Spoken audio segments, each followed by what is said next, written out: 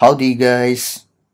Access Plus adalah platform open access pembelajaran materi kedokteran atau kesehatan yang disampaikan dalam video animasi atau ilustrasi menarik yang singkat namun mudah dimengerti, mulai dari materi dasar kedokteran atau kesehatan sampai materi klinik.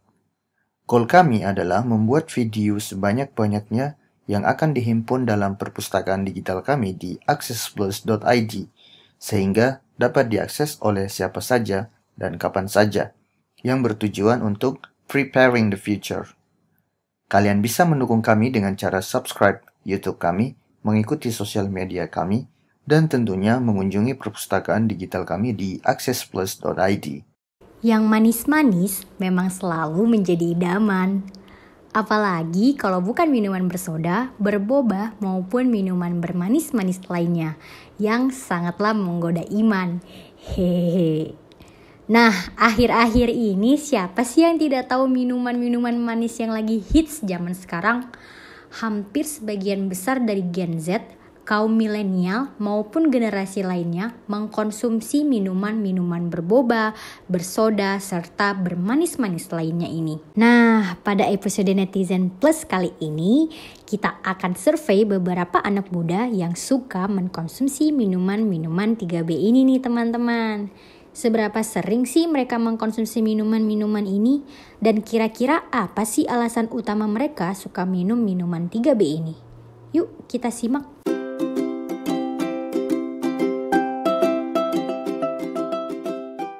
Halo guys, gue Riko. Aku dengan Mawar ya, umurku 17 tahun. Saya melatih temannya Mawar.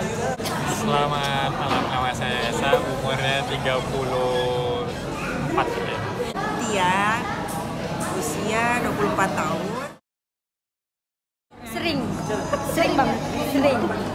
Hampir 2 hari sekali kalau ada duitnya pasti minum-minum aja. Ya kayak boba, kayak Milo ya. Ya paling 1 minggu bisa 2 atau 3 kali aja sih. Per minggu ya?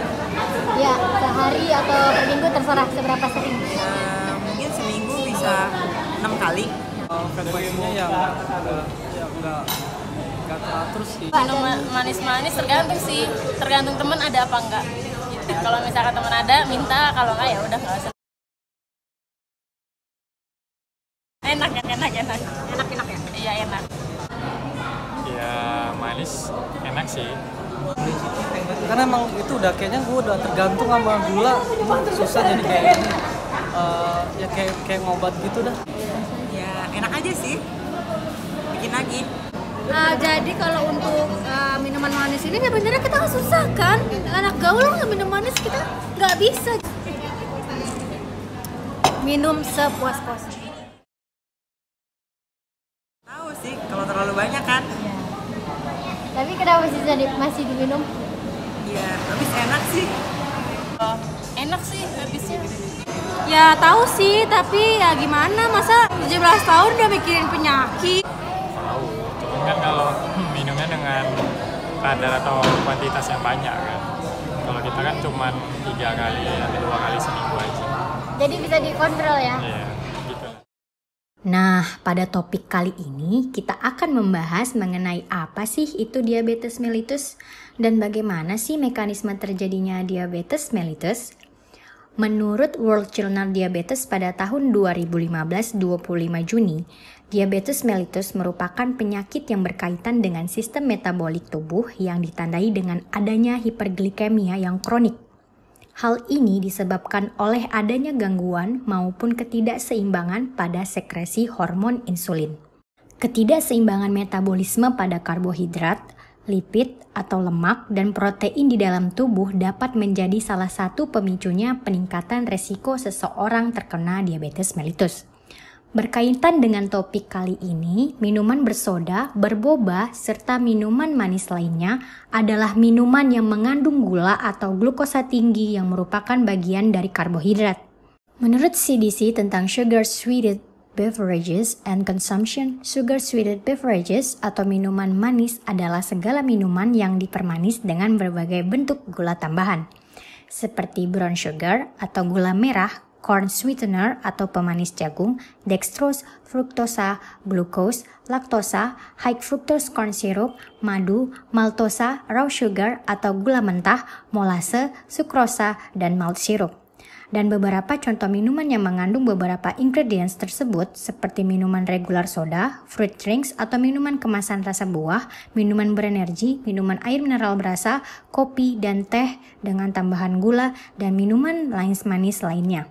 Kemudian, menurut studi kalori dan sugar in boba milk tea, Implications for Obesity Risks in Asia Pacific Islanders di jurnal Food Science and Nutrition menyatakan bahwa 16 ons cairan dari teh susu boba memiliki sekitar 263 kilokalori dan 38 gram total gula. Studi ini juga meneliti beberapa topping dalam minuman 16 ons boba yang ternyata mengandung tapioca pearl, yang biasanya dibuat dari starch, dan mengandung karbohidrat tingkat tinggi dengan total sekitar 78 kilokalori dan 7 gram total gula. Sementara itu, jelly pada boba ditemukan memiliki sekitar 212 kilokalori dan 12 gram total gula. Berkaitan dengan tapioca pearl dan jelly, ditemukan juga puding telur yang memiliki nilai kalorifik yang lebih rendah, sekitar 54 kilokalori, tetapi memiliki isi total gula yang lebih tinggi dengan sekitar 18 gram. Frekuensi pengonsumsian minuman yang mengandung gula atau glukosa tinggi akan mempengaruhi kadar gula di dalam darah. Peningkatan kadar gula dalam darah atau biasa disebut juga dengan hiperglikemia. Nah, ngomongin masalah hiperglikemia, apakah ada efek yang dirasakan dari netizen plus sehabis meminum minuman 3B ini ya teman-teman? Yuk langsung aja kita simak. Kepala, pusing, badan goyang. Kalau lama jadi nggak enak. Soalnya minta mulu kan sama temen. Maksudnya pegel gitu, jadi kayak kolesterol atau apa, tapi nggak ngerti kan manis ya. Tuh kan, ternyata mereka merasakan efeknya. Kira-kira mengapa ya mereka merasakan demikian? Nah, teman-teman netizen plus, hiperglikemia lah penyebab dari salah satu gejala-gejala tersebut. Menurut jurnal National Center for Biotechnology Information mengenai headache prevalence related to diabetes mellitus, the Head-Hunt Study, pada penderita diabetes mellitus akan ditemukan perubahan reaksi pembuluh darah dan konduktiviti saraf pada pembuluh darah. Pembuluh darah berfungsi mengedarkan atau mengalirkan darah ke seluruh bagian tubuh dengan bantuan dari jantung demi memenuhi nutrisi dan oksigen. Dan menurut jurnal National Center for Biotechnology Information mengenai coagulation activation in diabetes mellitus, the role of hyperglycemia and therapeutic prospects, bahwa adanya kaitan hiperglikemia dengan pengentalan darah dikarenakan kadar gula darah yang meningkat di dalam pembuluh darah, sehingga akan menambah komponen di dalam pembuluh darah. Ketika komponen-komponen yang ada di pembuluh darah meningkat, maka akan memperberat jalannya aliran darah yang ada di pembuluh darah, yang merupakan penyebab terjadinya gangguan aktivitas di pembuluh darah dan saraf, yang juga mempengaruhi peningkatan kerja pompa jantung. Sebagai analogi, ada dua timba, yang satu berisikan sirup yang menunjukkan kadar gula darah tinggi, dan yang satunya lagi berisikan air putih biasa, yang menunjukkan kadar gula darah normal. Dua timba ini sebagai komponen darah yang ada di pembuluh darah kita, yang akan dialirkan ke sebuah wadah, yaitu seluruh bagian tubuh kita. Dengan keran air yang bertindak sebagai jantung kita, yang melalui selang yang bertindak sebagai pembuluh darah kita. Nah, maka secara logika, timba yang berisikan air putih akan lebih mudah dan cepat dialirkan ke suatu wadah dibandingkan timba yang berisikan sirup. Dikarenakan timba yang berisikan sirup memiliki konsistensi yang lebih kental dibandingkan air putih biasa. Seperti itu juga kondisi pada tubuh kita. Jadi, pada saat kita merasa pusing, pegal-pegal ketika habis minum yang manis-manis, itu karena oksigenasi yang seharusnya dibutuhkan untuk ke otak berkurang. Dikarenakan kondisi darah yang kental mempengaruhi lamanya waktu pembuluh darah pada saat mengalirkan darah ke seluruh tubuh, demi memenuhi kebutuhan nutrisi dan oksigen tubuh.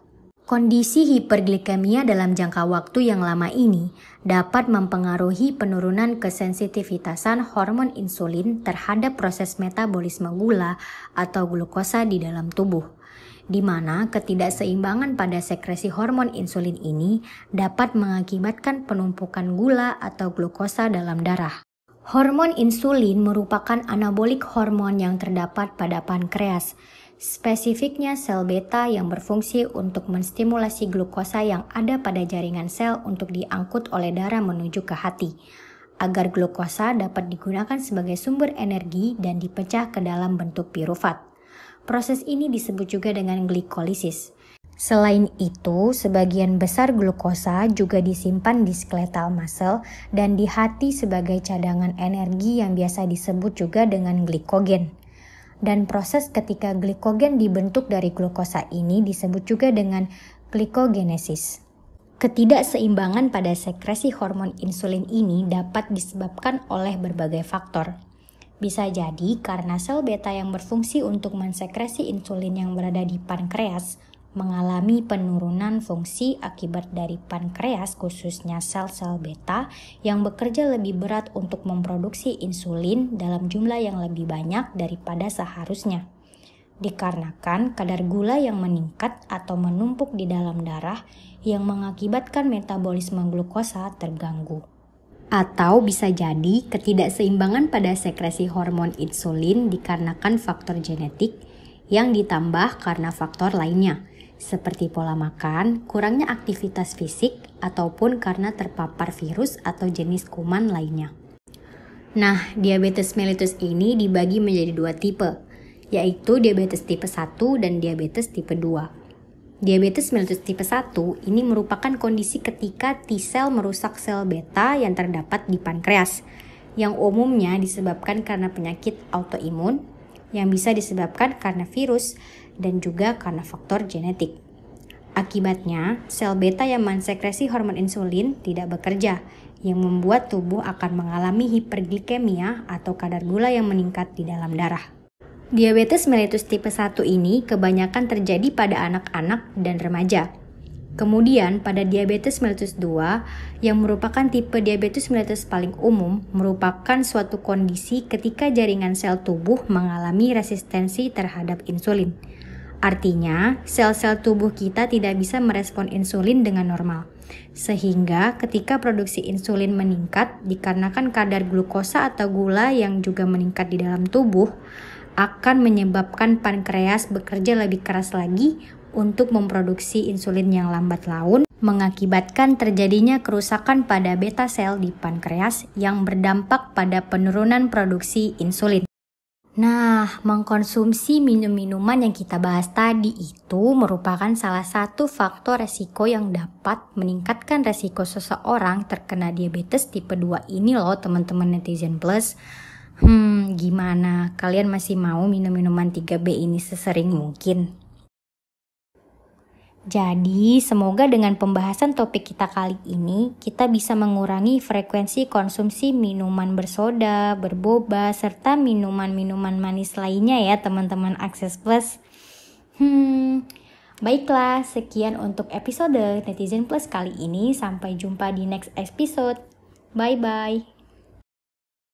Terima kasih telah menonton video ini. Ayo dukung kami untuk terus membuat video sebanyak-banyaknya dengan cara subscribe dan mengikuti sosial media kami. Kalian juga bisa mendukung kami dengan cara berdonasi di Saweria Akses Plus.